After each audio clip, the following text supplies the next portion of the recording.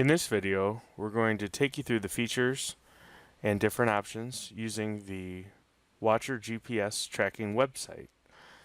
First thing we have is this website to view your tracker's location and history. You're going to go to track.watchergps.com and use your login that was provided to you when you signed up for the tracking service.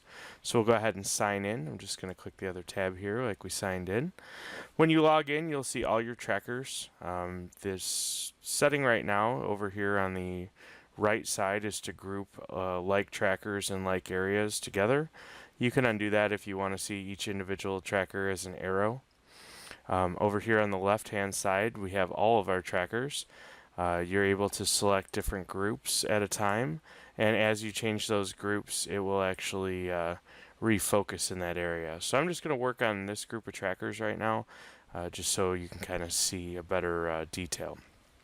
So just like Google Maps, you can use the zoom in here feature to zoom in on the different trackers. If there's one specifically that you want to see in the group, all you have to do is click it. So I'll click the GM Diesel here. You'll see that there's a trailing line here. That is the last 10 locations or last 10 check-ins for that GPS tracker. It's also showing you in real time what the speed of the tracker is. You can click it and it updates in real time. You should get an update depending on the cellular service about every 5 to 10 seconds. If I click on the details here, it'll actually show me what the address of this current tracker is. It'll tell me the speed down here.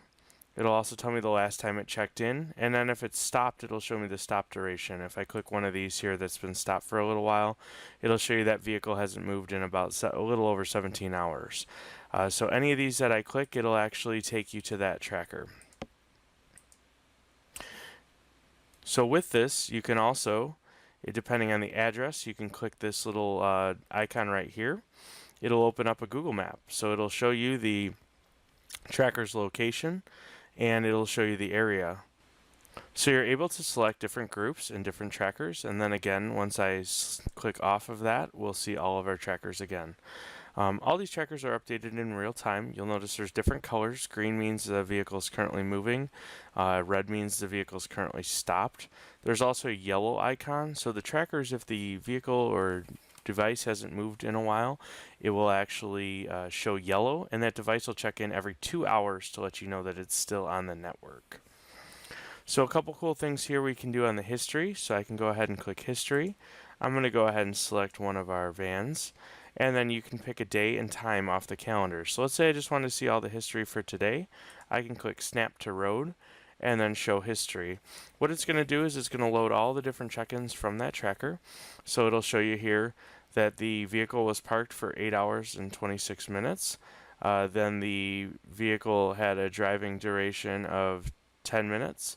And then I can click on any of these and it'll actually show you that part of the trip. So it's going to show you the exact path, the direction it was heading, any stops that it took. So if it took a stop here, I can see exactly what that stop was and click into Google Maps. You'll notice if there's a street view of that area, it'll actually show you a street view. If there's not a Google Street View, it'll actually just show you the Google Maps. So this is kind of nice if you weren't quite sure what area that tracker was in.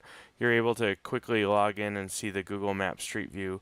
So for this particular stop, the vehicle is probably at the gas station. So looking at the history, we can see where the vehicle currently stopped. Another way that you're able to view this history a little easier, if you just wanted to see today, I can actually come over here, click these 3 little dots, and actually do show history today. And it'll quickly load that history without actually having to go in and make the selection. The other options, you can actually show yesterday or in the last hour. So this is kind of a nice quick way if you want to check in on a delivery vehicle or a different type of asset that you want to track. You can see what it's been in the last day, last hour, or today without actually having to go in and dial in the history. So that's kind of a nice little option to quickly review. You'll also see on the bottom here, it's going to show me a speed analysis. So this is the speed of the vehicle when it was moving. You're also able to set speed alerts and geofences. So you'll notice that you see Watcher Office here.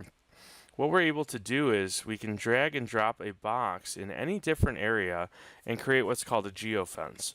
Within that geofence, we can set certain restrictions. So if the vehicle needs to be in that geofence from 9 p.m. at night to 6 in the morning, and you set an alert for that, what it'll do is it'll actually send you an email or text message if that vehicle leaves that geofence after hours. This is a good way to get extra insight on your vehicles and know when they're coming and going from different parking lots or key locations. Those are the basics of the GPS tracking. We will have more videos to show more detailed features. And also check out our app and our website, watchergps.com, for more information. Thank you.